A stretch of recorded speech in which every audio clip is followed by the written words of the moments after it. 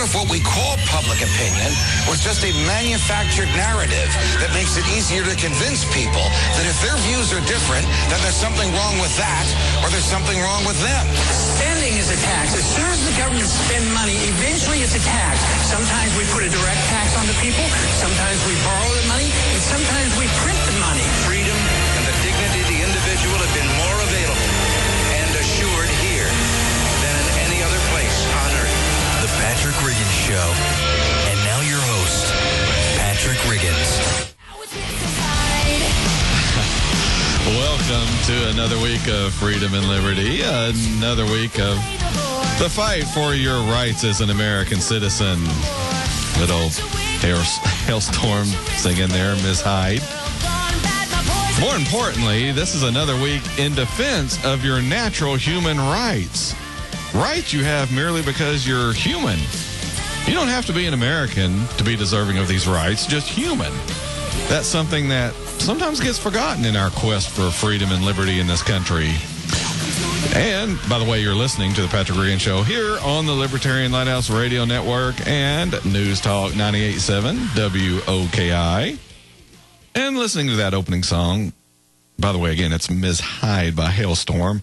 But listening to that song reminded me of a news story I ran across this week. And a lot of you have probably seen this. I got some email about it.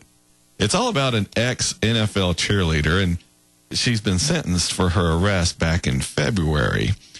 Now, another reason I want to mention this is because she used to cheer for the Tennessee Titans. And for those of you who don't know or new listeners to this show, it originates in that same state, Tennessee. So, also so you know what to expect, this story ran on TMZ. But the story is about Elizabeth Garner. She's an ex-NFL cheerleader and allegedly tried to perform something orally on a 12-year-old boy back in February, and she's finally been sentenced on that. She cheered for the Titans until 2009, and she was arrested in Tennessee back in March for allegedly following the 12-year-old to a bathroom during a party in February hosted by the boy's mother. Garner allegedly then grabbed the boy in a private area and attempted to remove his shorts in order to perform this act on him. According to police, the boy said Garner asked if he had ever been with a woman. Garner later told police she thought the boy was someone else, apparently a grown man. Yeah, I guess she gets those two confused all the time. Garner was subsequently charged with aggravated sexual battery and solicitation of a minor for rape of a child, but the charges were reduced to a single felony charge of reckless endangerment. Garner pled no contest back in October and was sentenced to 18 months probation, during which she must stay away from the boy and his family. She also has to submit to drug testing and attend AA sessions twice a week. And it says if Garner keeps her nose clean, the DA stated, her case will be expunged. Every time I read one of these stories, I can't help but think what all the guys out there are thinking right now. Where were these women when I was 12? An NFL cheerleader hitting on you. Good grief. That's straight out of the Teenage Handbook of Dreams, isn't it? Either that or some awesome chick in a movie. I hate to say it, but way to go, buddy. Yeah, exactly. This guy is never going to be looking for a date. I mean, when the girls in his school find out that an ex-NFL cheerleader was basically trying to take advantage of him, he's got to date the rest of his life. What a resume builder. Not that guys do that, but it would be a resume builder. So, hey, while we're on the subject, not that I meant to start this show off in a risque fashion, but this story's been bouncing around the internet, and since we're already in this area, I might as well mention it too. There was a story, let's see, her name's Anna Marie Chiarini, I guess. She had a long-distance boyfriend, and he was trying to convince her to pose nude and send the pictures to him. she recalls him saying she was so beautiful, and because he missed her so much, this is why he wanted the pictures, and he promised they'd be stored on a compact disc and hidden in his drawer. Well, of course, she believed him, and then they broke up, and the CD was auctioned on eBay. And he went ahead and emailed a link to her friends and family. Copies were later mailed to her son's Catholic school kindergarten teacher and the department head at the college where she taught English. The images eventually wound up in a pornographic video sharing site, earning 4,000 views in less than 2 weeks. She says, quote, "I was horrified." She's a 42-year-old single mom living in Maryland. "The night he said he was going to do it, I called the police in absolute panic and tried to explain what was going on. I said, he's threatened to put these pictures of me up on an eBay auction." And they said, well, so? What they're talking about is it's called revenge porn, and apparently it's legal in every state except California and New Jersey. A person shares a sexually explicit photo or video with someone, and then these images pop back up online months or even years later, and they say it's typically after a bad breakup. What they're talking about now in an increasingly number of states, including Maryland, Wisconsin, New York, they're considering whether to make it illegal to post any of these images online without that person's permission. Now, groups like the ACLU and the Electronic Freedom Foundation, they're saying they worry such proposals run afoul of the First Amendment. And I got to tell you, I pretty much agree with that. What they said was, we generally don't think that finding more ways to put people in prison for speech is a good thing. That's an activist at the Electronic Freedom Foundation. They also said a lot of times these laws, if they aren't narrowly focused enough, they can be interpreted too broadly. Now, Marianne Franks, a law professor at the University of Miami, who is helping states draft revenge porn laws, counters that sharing a nude picture with another person implies limited consent, similar to a business transaction. And her example was, if you give your credit card to a waiter, you aren't giving him permission to buy a yacht. Well, that's a bad analogy. In that instance, you're stealing something. You're depriving someone of something of value, and in this case, their money. You see, if you're stupid enough to send explicit pictures to someone, that's a gift. And for those of you who've watched that famous Seinfeld episode, gifts can be regifted. The story goes on to say the precise scope of the problem is unclear because many victims never come forward and are frequently turned away by police. Two of the most popular revenge sites have gone dark in recent years amid hacking allegations and a class action lawsuit. But advocates estimate there are dozens of other sites that continue to post pornographic images without that person's consent. Law enforcement officials have been stumped on how to respond. Website operators aren't liable for content provided by others unless the images are child pornography.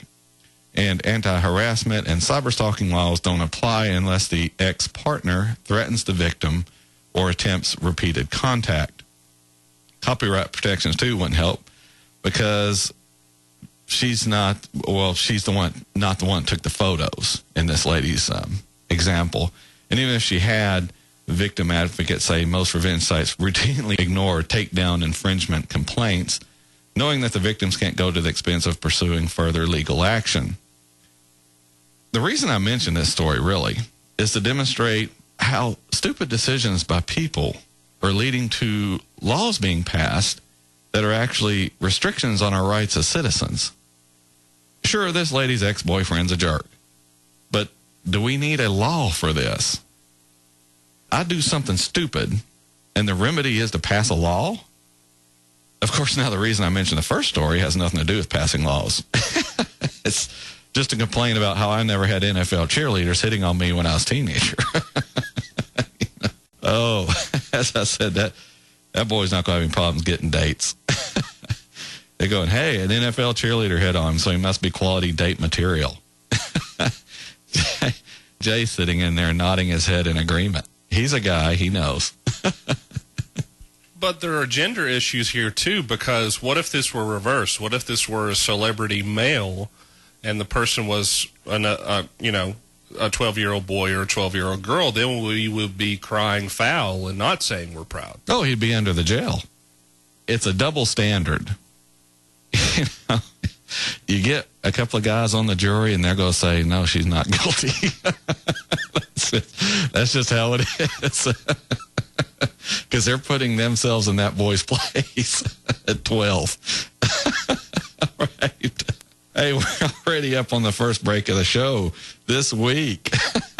We have a lot to get to, and I promise the rest of it has nothing to do with this. Actually, I may just lose listeners saying that. So we'll get started after the break here on the Patrick Riggin Show and the Libertarian Lighthouse Radio Network.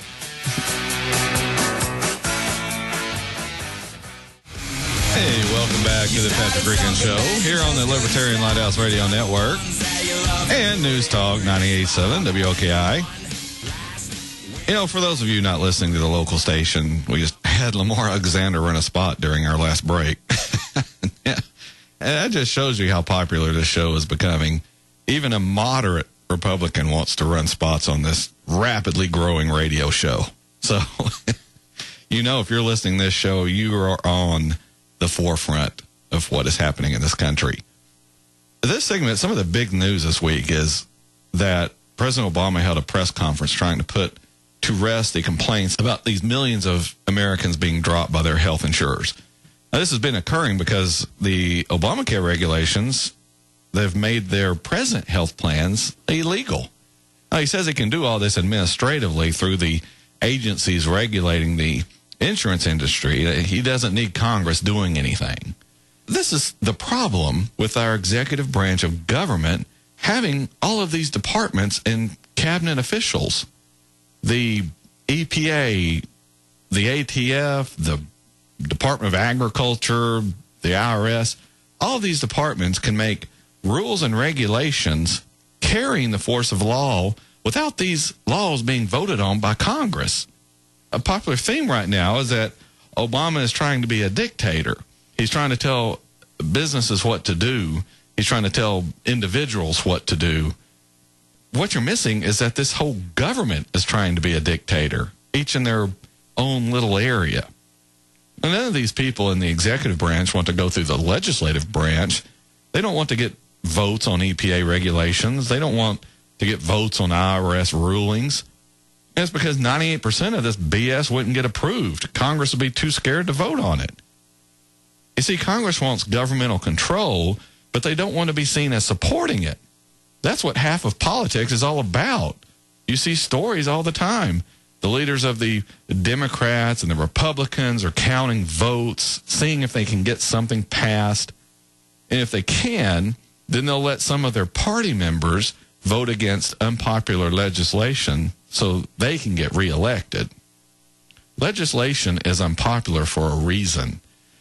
If people don't want it, then we shouldn't be passing it whether you have the votes or not. Most of the time, in order to avoid all this, Congress unloads all of these harmful and bad decisions on these government agencies, these unelected, faceless bureaucrats who can enforce unpopular laws, and they don't have to worry about getting reelected. Well, he had Obama up there this week saying he's going to order insurance companies to make your policies available again. Ordering companies. Ordering. I'll say it again. Ordering a company to provide you with something. How is that right in a free country? Oh, but he's fighting for you after he's the one that caused all this. But no, it's not his fault. It's those faceless bureaucrats. He's not responsible. No one is ever responsible. Have you noticed that? We have some of the biggest cowards in government I've ever seen. No one wants to stand up and be counted. No one wants to make the hard decisions. And we're the ones who act like children. We're the ones who have to be made to act right. If all this doesn't convince you we don't have a major problem in this country with your government, I don't know what will. Everyone up there in Washington is claiming they're fighting to protect us. They're trying to help us. No, it's all you in government who are screwing us over. If we had a Congress with a backbone, and I'm pointing to every person up there, I'm including Ted Cruz, Mike Lee, Rand Paul, everyone up there. They have all voted for unconstitutional legislation at one time or another. They have all violated their oaths to uphold and defend the Constitution. If you're voting for legislation not allowed under that document, then you're part of the problem. And you say, but Patrick, sometimes they have to vote for those things so people will vote for their legislation. Nope, that's not an excuse. If we have a rule, which is what the Constitution is, a set of rules government has to go by. If we have a rule and you vote to violate that rule, you're guilty. I don't care how you want to justify it. You don't receive a pass, at least not on this radio show. You want to be told how courageous you are for screwing over the American people, go to a conservative talk show or a liberal one. They're pretty much the same thing. Both sides want to tell someone else how to live their lives. Both sides think they know best on how you should live. Both sides don't trust you to make the correct decisions in your life. If these people in Congress would get a backbone and say, hey, we aren't going to fund these agencies. We're going to make these decisions ourselves. We'll answer to the electorate about all of these laws. Where would the bureaucracy be then? They don't have a department because there's no money to run it. But Congress isn't going to do that. No, that'd be suicidal. They want all this regulation. They want all these bureaucrats telling Americans how to live. By having all these agencies doing their dirty work, they get to tell their voters, hey, now it's not me, that's Washington. The president, Congress, they all do this. Just listen to how they all say, hey, I'm going to try to fix this. I'm fighting against Washington. If all these people are on our side, how come we keep getting screwed over? Either they're all incompetent and can't do their jobs, or they're lying to us. Unfortunately, I think more and more people are starting to realize it's the latter. We need to hold these people in Congress accountable. We can't hold the bureaucracy accountable, but we can sure reach out and touch these congressional representatives at election time. I said it last week. We should go through and vote out every sitting person in Congress. That would send a message. That would start making them listen to us. But this isn't going to happen with this 50% or lower voter turnout. If we continue with these kinds of numbers, we'll continue getting this pansy-fied, do-nothing mentality in government. I've said it before on this show. If you're going to participate in government, then you're going, or if you're not going to participate in government, then you're going to become a victim of it. The people wanting to run your life are taking the time to run for office, to get people who are elected to agree with them. If you sit back and say, well, Patrick, I don't like any of these people running, but you don't do anything about it, well, then you're part of the problem too. If you don't like who's running, then you run. Or get someone you know to run. Sitting there complaining won't get anything done. Besides, that's my job here on this show. Well, actually, my job is to complain so much to get you to push to do something to change the government. You know, talking about all this government stuff reminds me, I had a posting I put up on Facebook this week, and it generated some emails asking me to clarify some thoughts. The posting was a link to a story on how Edward Snowden probably has over 200,000 secret documents in his possession. If you want to read it, you can go over to Facebook at facebook.com/Patrick Riggins Show. And you don't have to be a member of Facebook to view that page. Just punch that address in and you can read it. But along with that link, I posted this text. And it's similar to what I've talked about on this show before, so it might sound a little familiar if you're a longtime listener. But what I posted is, we'll never be able to thank Edward Snowden enough for giving up everything he had in life to expose the illegal and unconstitutional spying of the United States government and the NSA. Would you essentially throw away everything you had in life to expose illegal government activity? For most people, the answer is no. How can I make this statement? Because illegal activities are occurring as you read this, and in your case now, as you listen to this, and no one is stepping forward to expose them. No, they continue to take their paychecks from Uncle Sam and do their unconstitutional jobs, which further erode the freedom and liberty of their fellow citizens. In any other situation, these people would be called traitors. But when they work for the government, they're called patriots.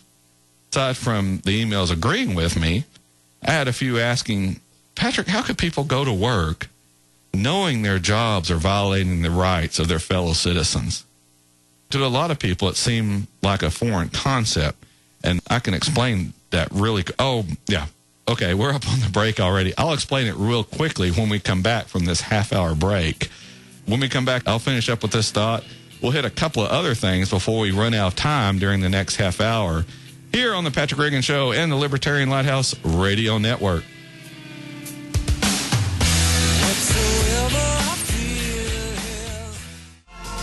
Welcome back to the Patrick Reagan Show.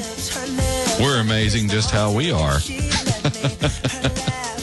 You're listening to us here on the Libertarian Lighthouse Radio Network and News Talk 98.7 WOKI. Had a little Pioneer Heating and Air spot there. Just reminded me of, well, I could have used them this last winter. They had advertising their generators for your house, and lost my power for 3 days. Got down to about 40 degrees in the house. Really, really not cool. I guess it was cool. It was just very cold. Hated that. Anyway, they're one of the sponsors of the show. You can give them a call if you're looking for something like that. Probably should get that lined up before it gets winter again, just in case. When we left off this last segment, I was talking about this Facebook posting we put up this last week, and because of it, I had a lot of emails coming in asking me how people could go to work knowing their jobs are violating the rights of their fellow citizens. And I've hit on this before when we had the government shutdown and we had park police enforcing stupid closures when they knew better. They were even complaining about it and saying it's wrong, but yet they still enforced it. People have asked me back then, and with this posting, why would someone do this? Why would someone basically sell out their fellow citizens? Of course, some of it's for a paycheck, but a lot of these people have been sold on the line that they're the, quote, good guys. And on a bigger scale, this is how the United States justifies breaking international law. We're the good guys. What we're doing is more important than obeying laws. Laws that, interestingly enough, we hold other nations to. See, we're the good guys, though. We can't break laws. If a law says we can't do something, oh, then it must be an illegitimate law. Remember, we're the good guys. We're always doing what's right. So if we're violating a law, it's the law that's wrong, not us. We have, right now, American soldiers committing murders around the world via these drone attacks. These people who come up and testify in Congress about them, they're not pulling the trigger on all this. They're the ones approving and ordering it, but they aren't pulling the trigger, pressing the button to release the missiles. That's the job of one of these soldiers. These drone pilots sitting in a room somewhere watching these people being killed on their monitors, seeing people being blown to bits along with all the collateral carnage occurring to those unlucky enough to be in the area. So how can they sit there and watch all of this? Sit there and watch people being murdered by the results of what they do. It's because they're told these people are your enemy. These people need to be killed. They deserve to be killed. You're the good guy. What you're doing is right. They're sold all this propaganda so they'll unquestioningly carry out these murders. They're good soldiers. They do what they're ordered to do. They don't think. They don't rationalize. They just kill. Hitler and Stalin and Mao and Pol Pot and numerous other leaders, both American and foreign, they would all be proud to have these soldiers working for them, killing in the name of their country. So what if we murder this person without a trial? So what if we accidentally murder other people in the area? These soldiers know their crimes. The spy cameras sitting up on these surveillance platforms, these spy cameras record all of this stuff very clearly. But see, you're doing the right thing. You're fighting for your country. You're killing them before they can come over here and kill someone you love. All the usual arguments, the justifications for the murder of innocent people. I can hear some of them say, no, Patrick, how can you call them innocent? You don't know that. Well, I know one of the rights we fight for in our country is innocent until proven guilty. You have the right to face your accusers or accuser, see the evidence, and question it. You know, the state has to prove its case against you. None of this occurs in these drone strikes. None of it. does that make us the bad guys? If we aren't following the very rules for which we supposedly stand, then the answer to that question is yes. If that makes us uncomfortable, then good. We need to be. We need to start questioning these programs and the people running them, the people up there in Congress who are approving all this. This is why I say voting everyone out at the next election may not be a bad idea. We need to start making these people justify the killing of others without a trial. Every human being on this planet, we say this over and over on this show, every human being on this planet deserves to have their natural human rights respected. I've quoted Nietzsche on this show before, but I'll read it again. Quote, beware that when fighting monsters, you yourself do not become a monster. For when you gaze long into the abyss gazes also into you. I guess the question I'm wanting you to consider is, have we, and we, I'm meaning the country, have we become this monster we're supposedly fighting? Have we become terrorists in our crusade against terrorism? I think if you asked a whole lot of people in this world, they would say yes. This is one of the reasons why a lot of people don't like the United States. They see us being hypocritical. They see us standing for freedom and liberty, the rights of all individuals, except everyone outside the United States. And that's hypocritical. Our founders meant all men are created equal. Everybody is created equal, inside and outside the United States. And I'm not limiting this kind of thinking to just these drone attacks. This type of thinking pervades government at all levels. We aren't breaking the law because we're government. Remember, we're the good guys. If we have to break some eggs, violate some rights to make our omelet and do what we consider the, quote, greater good, then we're justified in our actions. Look, all throughout government, you'll see this very kind of thinking. President Obama said as much in his press conference this week on Obamacare. Some people are going to be hurt, but there's no reason to throw out the whole program. I bet people being hurt would beg to differ with the president. You know, if the president was suffering from his own legislation, you can bet something would be done about it. Just look at the illegal waivers being granted, all the special privileges. All the regular citizens don't get those. Just the people with connections, the people who are friends of the government.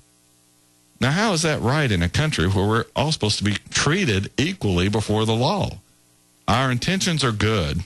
So, well, if something bad happens to you, just suck it up. And that's what we need to get past in government. This is why we need a wholesale flushing out of government and put some fresh bodies in there. We're already up on the last break of the Patrick Riggin Show, and we're not getting to half of what I wanted to get to. When we come back for this last segment, we'll cram as much in as we can. I promise. We'll jump right in and get going. Here on the Patrick Riggin Show and the Libertarian Lighthouse Radio Network.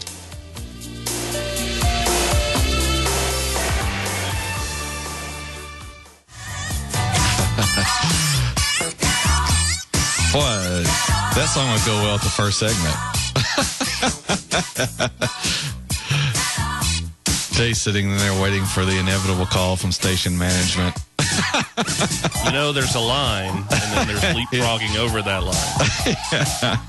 They're going, yes, turn the delegate from Knoxville, Mr. Riggins, turn his mic off, please. All right. Welcome back to the last segment of the show this week. You're listening to the Patrick Riggin Show here on the Libertarian Lighthouse Radio Network and News Talk 98.7 WOKI, also known as the Past Show, I guess, now, after this week. Your face is a nice shade of red right now. Yeah. Well, I didn't really think about that song till you're sitting here listening to it in the headphones, and you can hear all of the lyrics. When you're just hearing it in the car, you're like bouncing around and not really paying attention. But then when you're sitting here in a quiet studio listening to the lyrics and thinking, oh, yeah, that's That's an interesting song. So, anyway, this short segment, I want to get to this real quick because we're running out of time. I want to wrap It's like up. an all request line. You pick them, I play them. Yeah. You ought to warn me next time, though. Say, Patrick, is sure you want to play this? This is much more fun this way. Yeah, you see the little MA next to that? That means you don't want to play that.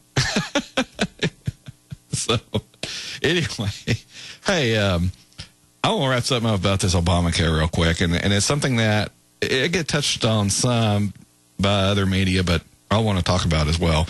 Listen, if the government is in total charge of your health care, then I want you to think about this. You need to be prepared for everything that comes with that.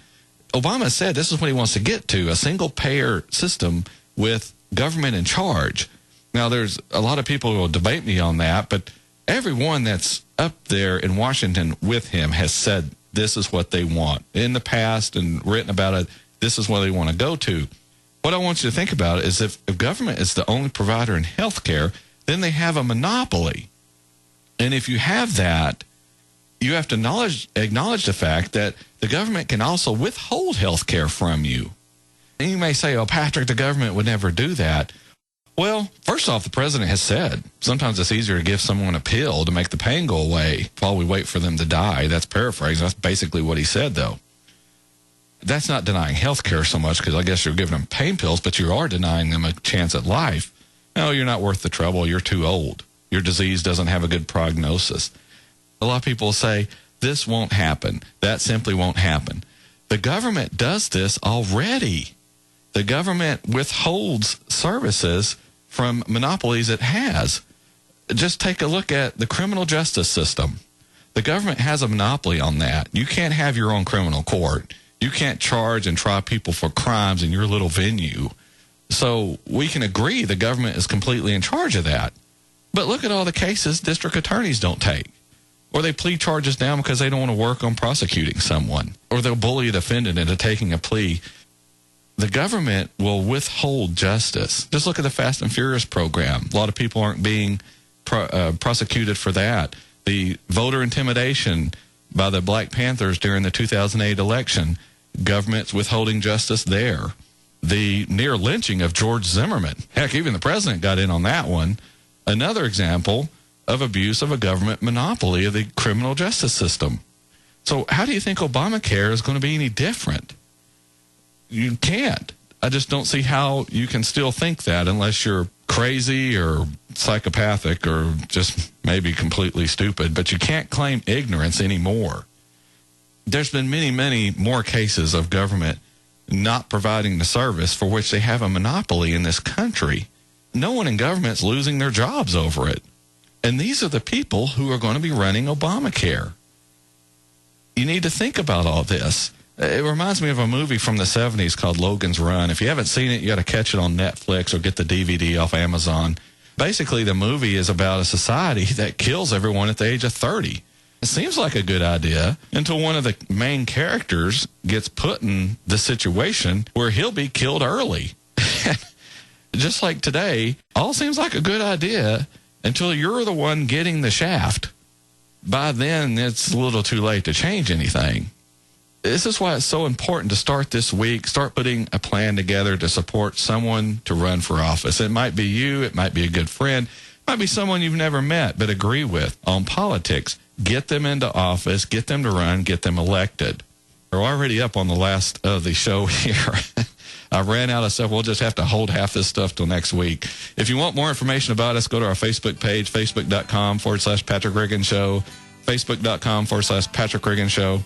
Also, you can go to our YouTube channel, youtube.com/Patrick Riggin Show. You want to email me, patrickrigginshow@gmail.com. I read all of it that comes in, so don't worry about that. I respond to about 99% of it. Hey, this week, remember, liberty begins with you in your mind. Join me next Saturday afternoon at 4, where we'll be fighting for freedom, liberty, and the restoration of the Constitution. Hey, thanks a whole lot for listening, and have a fantastic week this week.